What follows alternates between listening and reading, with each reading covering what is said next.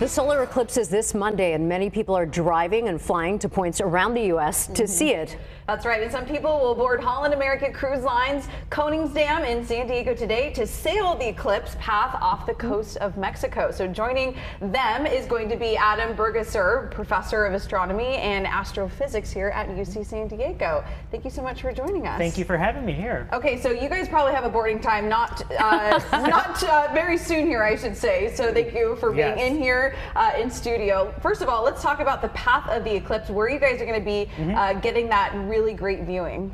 Well, we're going to be going off the coast of southern Mexico, which is going to be right at the start of the path of totality. So we're going to be the first ones to actually see the eclipse. And then, of course, that's going to pass up through Texas and on the way up through Northeast. But we're going to be there right at the beginning. Obviously, it'll take a couple days to get there. What are you doing to help people prepare as you guys go down to we're going to have a whole conversation about what the eclipse is and how it works geometrically, astronomically, all the great discoveries that have come from eclipses, and then practically just how we observe the eclipse. So in particular, making sure you wear eclipse glasses if you're looking directly at the sun, or having other ways of indirectly seeing the eclipse. And you guys have a great, upper deck. You have a couple of decks, right, that you're going to have beautiful viewing. Hopefully the clouds will cooperate wherever you are trying to view there. But with the glasses, with the viewing, how are you guys just kind of preparing people, letting people know? I mean, are a lot of the passengers this time around coming for the eclipse viewing? Yes, we have some very excited passengers. I've already gotten emails. There's a Facebook group with them, and we've been talking about what to expect. Some of them even brought their own telescopes and equipment to observe the eclipse. With proper filters, of course. With proper filters, of course, That's right. Yes. What can we learn about the solar system and the eclipse? Oh, a lot of things. So first of all, with the sun itself, when we block out most of the light of the sun, we see this very hot atmosphere around it called the corona.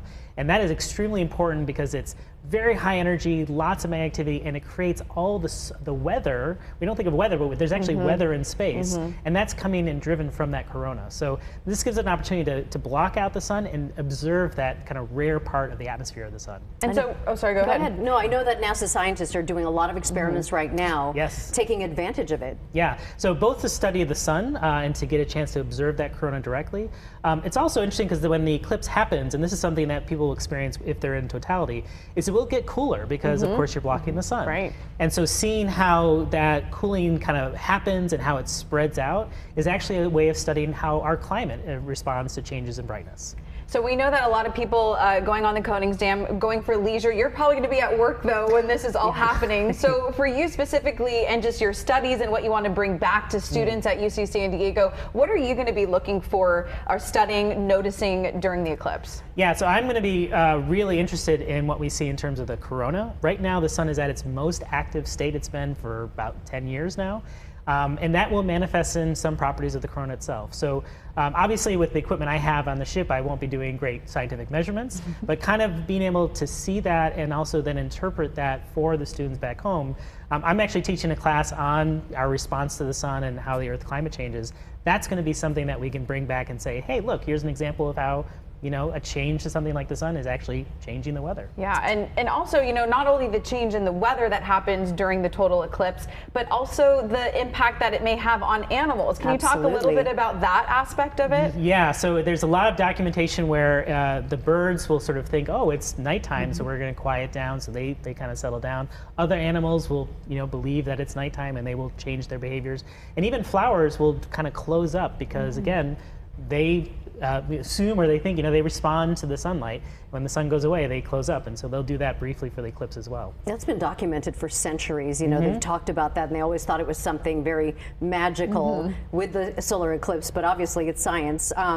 When will we, this is really a once-in-a-lifetime thing for some people, but it is a family-friendly event. When is the next total solar eclipse here in North America that we're going to see? Yeah, so in North America, there will be an eclipse in Alaska in the 2030s, so 10 years from now, and then the next one that's going to pass through kind of the bulk of North America like this one isn't until 2044, so 20 years from now. Wow. Yeah. So now is the chance. Now's the time. I think a lot of San Diegans are kind of kicking themselves maybe for not jumping on that standby list that I know Holland America offers, just to give you kind of a last minute, hey, we got spots open. But hopefully you guys have smooth sails, you get there in time, and you have a great viewing of the total eclipse. And they leave at 5 o'clock today. Yeah. Yes, yes. Okay. Can't wait. All right. Are you all packed? Hopefully you are.